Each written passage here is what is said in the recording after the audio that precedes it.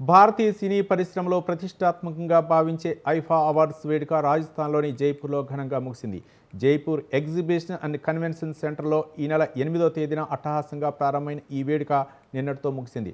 మొదట డిజిటల్ అవార్డులను ప్రకటించిన నిర్వాహకులు నిన్న రాత్రి చలనచిత్ర అవార్డులు ప్రదానం చేశారు. ఇందులో కిరణ్ రావు దర్శకత్వం వహించిన లప్త లేడీస్ సంచలనం సృష్టించింది. ఉత్తమ చిత్రం, ఉత్తమ నటి, ఉత్తమ కథ ఇలా ఏకంగా 10 కేటగిరీలో అవార్డులు గెలుచుకొని సత్తా చాటింది.